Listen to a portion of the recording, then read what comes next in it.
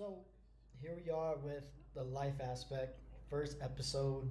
Um, this one's gonna be titled the Jason Rodriguez aspect, and I'm gonna get into right the reason why I'm making a podcast, even though there's a million out there. Pretty much, I just want this to be a platform where people could come on here and talk about things they accomplished, things they're going through, and then that way, someone who's watching this could be like, oh, you know what? I don't know, trying to get into the real estate business, and the life aspect has somebody who's actually talking about real estate. I don't want it to be just like that's some good info. I want it to be where you could actually contact them through the life aspect podcast and start to network. Um, a big thing that really touched my heart is about people who don't really have much. This could be physically, such as possessions. People mentally don't have much, meaning that they're not built strong up here, so it affects their other lives. And if you see someone who is strong, who is kind of embodies, or you think might embody what you want, then definitely reach out. Like, how can I get in contact with this person? Because we can all help each other in the end. Um, and if you're interested in, man, just keep listening. Find out how you get on. You don't need to be in person to be actually on the life aspect. We could do it through FaceTime. We could do it through any other means. But the whole point is making sure your message is brought out there so other people can listen to it. And with that, let's get into who I am, right? And no one ever shows their bad hand. And I got this from David Goggins when he was talking about his bad hand in his Don't Can't Hurt Me book, which is a great read, by the way. So with me, I was beaten up by a bunch of other people who was older than me. Mainly, I was physically, emotionally, and mentally abused when I was younger. I'm kind of shaky right now because it's kind of hard to admit it. But I was also bullied for my looks, for my grades, because it wasn't all the way up there. And that really made me insecure about everything else, because it made me insecure about my wealth because I couldn't afford to get a haircut. But now I'm looking okay. I couldn't afford the best clothes. And I'm not a big person. I'm not, I'm big for my weight and for my stature, but I don't weigh a lot. I weigh about 145. That's my heaviest.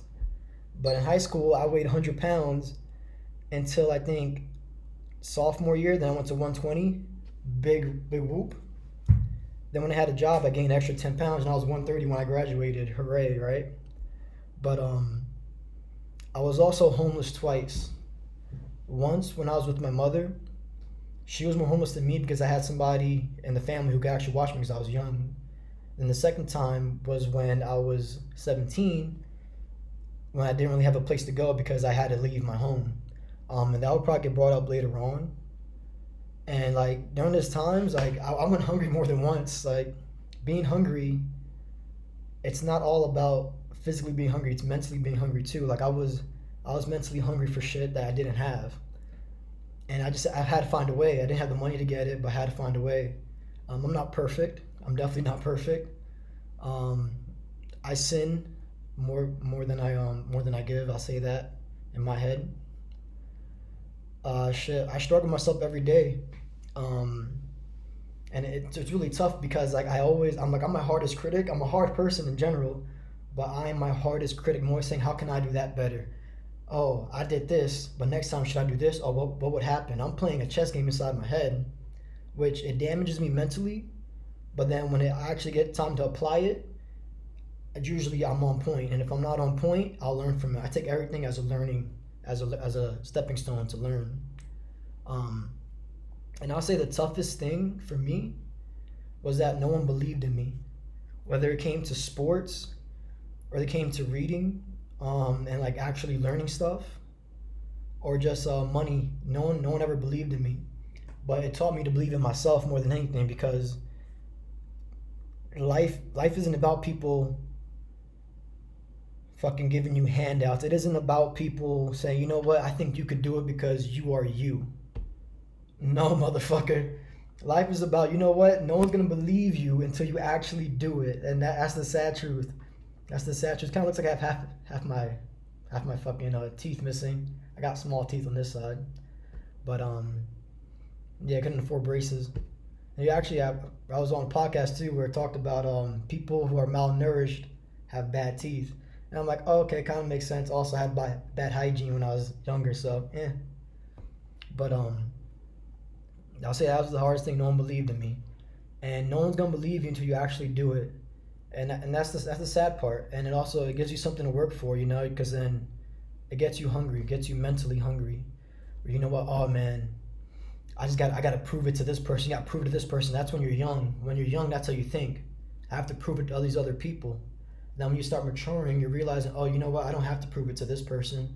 I don't have to prove it to this person, because it's kind of self-absorbed to say, but you gotta do it for yourself. And I tell this to people all the time. For yourself, it won't really work if you're not up to that point. If you're not up to that point where you are driven by yourself, you got to do it for people you love. So, for example, I have 3 sisters from my mom's side, and then I have 2 sisters and a brother from my dad's side, maybe 2 brothers. And I tell myself, you know what, I need to push it, because if I push it now, they won't have to push it later on, because I already had the game plan laid out for them. You know what I mean? It's like they don't need to do all this extra bullshit, because I did that bullshit. I took that pain. I'm going to give them the lessons, and that's why I'm doing it. Or I'm doing all these extra stuff because I want to be able to go back to Queens to I'm from Ozone Park. Go back to Ozone Park and be like, you know what, guys? Like, hey, I see you guys are always playing basketball. I see you don't have enough to eat. I see this. I see you about to sell drugs because you got no money because no one's going to hire your ass. Well, you know what? I'm going to show you how we do it. I'm going to show you how we get money the legal way, the right way, and get money not for yourself, but for everyone around you. Because think about me, everybody will eat before I eat, and I make sure I always eat. And that's a fact. I always look out for people who come up with me. And I tell people, hey man, like let's build together. Like this podcast, the life aspect, I want to be built together. I don't want to do it by myself. But damn man, like goddamn, like if no one fucking helps me, I'm gonna do it by myself. I don't want to, but I'll do it by myself. And then when I do it, usually because like with Project Oasis, it's a nonprofit that I run. There's a bunch of people in the beginning, they like the idea, and I'm like, hey guys, here's the plan. Let's get to it. And just things pop up, and people aren't willing to commit to what they're doing because other shit happens, man. Life happens, and it's cool. Life fucking happens.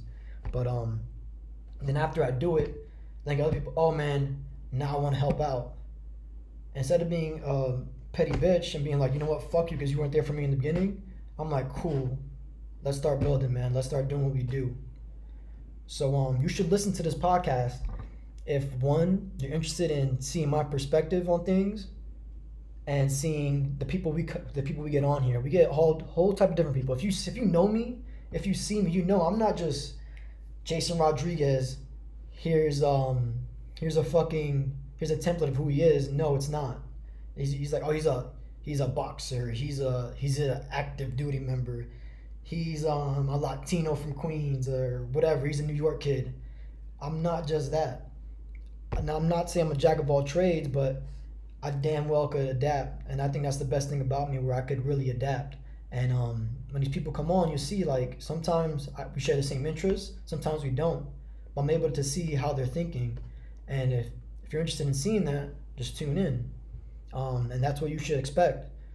I expect not everything to be great, but I expect it to be a good ass time, and I expect it to do some numbers. I ain't talking about now. It might be 10 years from now. It might be 30 years from now. But you know what? Everything that's great now had a game plan, and it started off from day one, from just doing one simple task. And it could be as little as fucking, I don't know, giving an old lady crossing an old lady across the street. And you're like, you know what? That just inspired me to go do more. Bet, man. Fuck it. Or it might just be starting a podcast that probably gets like 10 views if I'm lucky.